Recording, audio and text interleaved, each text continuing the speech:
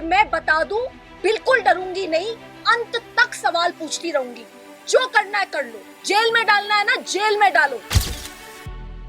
आप चेक करवा सकते हैं, दिल्ली महिला आयोग में इस वक्त सिर्फ 90 स्टाफ ही काम कर रहा है, और वो कैसे काम कर रहा है उसके बारे में आप मत पूछिए तो बेहतर है।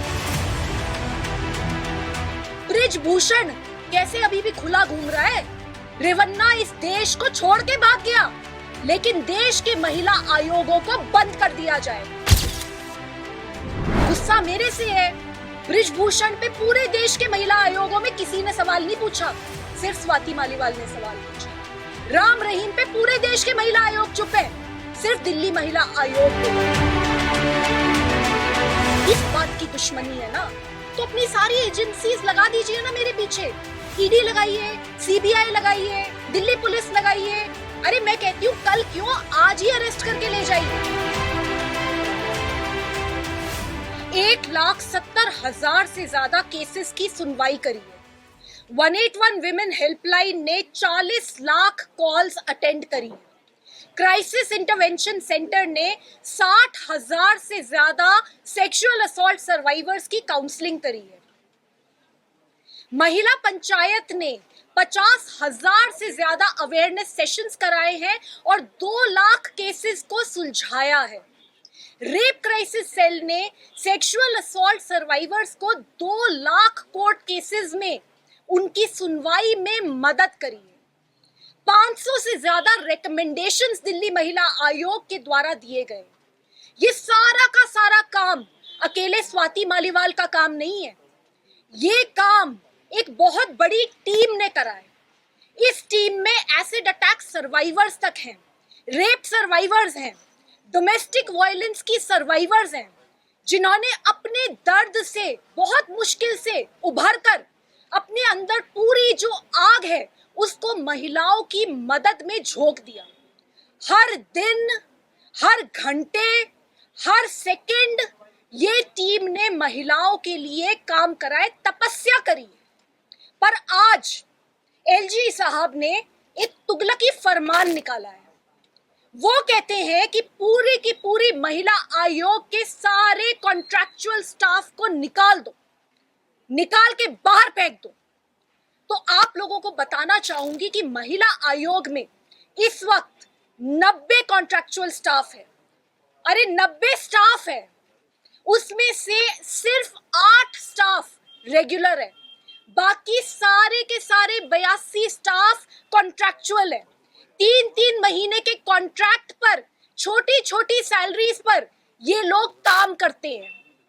तो 90 स्टाफ में से अगर 82 कॉन्ट्रैक्चुअल स्टाफ हटा दोगे तो सिर्फ 8 स्टाफ बचेगा। तो 181 विमेन हेल्पलाइन 8 स्टाफ से चलेगी। रेप क्राइसिस सेल कैसे चलेगा? क्राइसिस इंटरवेंशन सेंटर कैसे चलेगा? महिला पंचायत कैसे चलेगी? ये जो हर दिन 500 महिलाएं आती हैं, लड़कियां आती हैं, मदद लेने के लिए आती हैं, पुलिस के खिलाफ आती हैं, ये लड़कियां कहां जाएंगी? मैं ये जानना चाहती हूँ कि ये बड़ा इल्लीगल काम चल रहा था जी, बड़ी बड़ी करप्शन हो रखा था जी। तो एक बात बताइए, 9 साल तक जब मैं दिल्ली महिला आयोग की अध्यक्ष थी, तब तो आपकी हिम्मत नहीं हुई कि महिला आयोग की तरफ मुड़कर देख ले। अब मैं अध्यक्ष पद से क्या हटी तो आपकी बुरी दृष्टि महिला आयोग पर आ गई। मुझे ये बताइए कि हर दिन दिल्ली देश की राजधानी में 6 रेप होते हैं, क्या एक्शन लिया इस रेप को बंद करने के लिए? रेपिस्ट खुले घूमेंगे और महिला आयोग बंद कर दिया जाएगा, इसके ऊपर ताले लगा लिए जाएंगे। बृजभूषण कैसे अभी भी खुला घूम रहा है? रेवन्ना इस देश को छोड़ के भाग गया, लेकिन देश के महिला आयोगों को बंद कर दिया जाएगा। ये राजनीति है इनकी। मैं ये जानना चाहती हूं कि इतनी छोटी, नकारात्मक और महिला विरोधी सोच का जो दर्शन दे रहे हैं एलजी साहब, इससे इन्हें क्या मिलेगा? अरे लड़ाई लड़नी है ना, मुझसे लड़िए, मेरे से लड़ाई है ना, दुश्मनी तो मेरे से है, गुस्सा मेरे से है। बृजभूषण पे पूरे देश के महिला आयोगों में किसी ने सवाल नहीं पूछा, सिर्फ स्वाति मालीवाल ने सवाल पूछा। राम रहीम पे पूरे देश के महिला आयोग चुप है, सिर्फ दिल्ली महिला आयोग बोला।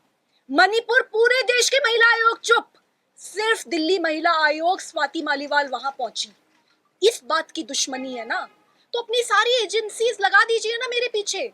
ईडी लगाइए, सीबीआई लगाइए, दिल्ली पुलिस लगाइए। अरे मैं कहती हूँ कल क्यों, आज ही अरेस्ट करके ले जाइए। मैं बिल्कुल तैयार बैठी हूँ, बताइए कौन सी जेल में जाना है, कहाँ सरेंडर करना है। पर महिलाओं से दुश्मनी निकालने से जो हाय लगेगी ना, उससे कोई नहीं बचा पाएगा। तो मैं आपको सीधे सीधे चेतावनी देती हूँ, दिल्ली महिला आयोग की तरफ अपनी बुरी दृष्टि मत रखिए। दिल्ली महिला आयोग को स्टाफ दीजिए, दिल्ली महिला आयोग को फंड्स दीजिए और दिल्ली महिला आयोग को संरक्षण दीजिए। हमें दिल्ली में और देश में ऐसा सिस्टम लाना है कि कोई भी लड़की के साथ कोई भी कुछ गलत करे तो उसकी रूह कांपे। अगर आप महिला आयोगों के ऊपर ताला लगा देंगे तो फिर मुझे ये बताइए कि कैसे बेटी बचेगी और कैसे बेटी पढ़ेगी। राजनीति करिए पर महिलाओं के मुद्दों पे राजनीति मत कीजिए। सर झूठ बोल रहे हैं, आप चेक करवा सकते हैं। दिल्ली महिला आयोग में इस वक्त सिर्फ 90 स्टाफ ही काम कर रहा है और वो कैसे काम कर रहा है उसके बारे में आप मत पूछिए तो बेहतर है। 6-6 महीने से लोगों को सैलरी नहीं मिलती, इतनी मुश्किल से इतनी तपस्या करके छोटी छोटी अमाउंट ऑफ सैलरीज के साथ काम कर रहे हैं। मुझे ये बात बताइए, 9 साल से हम इन लोगों के सामने हाथ जोड़ के खड़े हैं कि हमें स्टाफ दे दीजिए।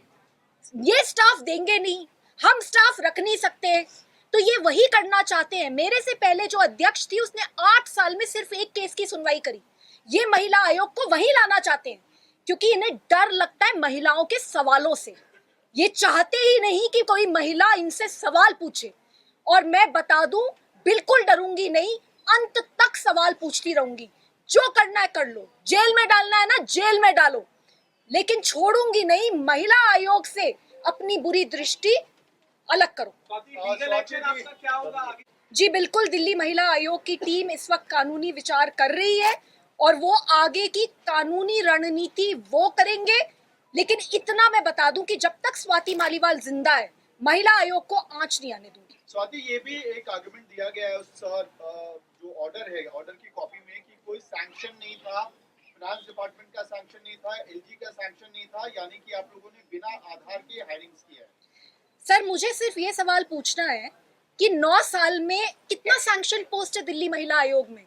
आपको हैरानी होगी जान के कि दिल्ली महिला आयोग का सैंक्शन पोस्ट 0 है। तो इनके हिसाब से महिला आयोग में एक भी स्टाफ नहीं हो सकता। और फिर भी हम लोग कॉन्ट्रैक्चुअल अपॉइंटमेंट्स में 3-3 महीने के अपॉइंटमेंट्स करे हैं, प्रोसेस द्वारा करे हैं और इनसे बार बार हमने अपील करी है कि स्टाफ दे दो। अरे मैं ये कहती हूँ, अगर आपको ये टीम ठीक नहीं लग रही आप हटा दो, पर टीम तो दो। अरे स्टाफ तो दो, पहले स्टाफ दो, फिर उसके बाद अगर आपको लगता है कि भाई नहीं ये लोग नहीं लायक है तब बात करते हैं। पर आपने स्टाफ भी नहीं देना और जो स्टाफ काम कर रहा है उसको आपने रातों रात हटा देना है। इलीगल है जी, क्रिमिनल है जी। रेवन्ना कहाँ है, कहाँ छुप गया, कहाँ भाग गया, किसने भगाया रेवन्ना को, कौन जवाब देगा? मैम आपके पीछे कई एसिड अटैक के विक्टिम्स भी हैं और मेरे ख्याल से सब कॉन्ट्रैक्चुअल एम्प्लॉइज भी खड़े हैं, तो इनका भविष्य आगे क्या है? ये जो एसिड अटैक सर्वाइवर्स आप देख रही हैं, ये दिल्ली महिला आयोग का स्टाफ है। ऐसे ऐसे लोगों को चुन के हम लोगों ने महिला आयोग में रखा है जिन्होंने खुद इतना दर्द झेला है। मैं ये मानती हूँ कि अगर आपने खुद जिंदगी में कभी दर्द नहीं झेला हो ना, अगर आप एयर कंडीशन दफ्तरों में बैठे रहो तो आप समझ ही नहीं सकते कि इस देश की जनता को क्या जरूरतें हैं। ये लड़कियां वो लड़कियां हैं जिन्होंने इतने बड़े बड़े दर्द झेले, लेकिन मुस्कुरा के पूरी दिल्ली और पूरे देश की महिलाओं के लिए इन्होंने काम करा है। और आज इन्हीं महिलाओं को आप कहते हो जी इल्लीगल है। अरे इल्लीगल है तो 9 साल से है, 9 साल क्यों नहीं कुछ करा? डर लगता है स्वाति मालीवाल से? ऑर्डर एग्जीक्यूट हो गया है क्या, नंबर 1, और अगर नहीं हुआ तो उसको रोकने के लिए कोर्ट जा रहे हैं क्या? मेरी जो अभी जानकारी है, क्योंकि अभी जो प्रेजेंट टीम है उससे मेरी बातचीत हुई है, जो मेरी जानकारी है वो ये है कि बिल्कुल ये लीगल ऑप्शन क्या है उसको एक्सरसाइज कर रहे हैं और अभी ऑर्डर बिल्कुल भी इम्प्लीमेंट नहीं हुआ है, ये मुझे बताया गया है।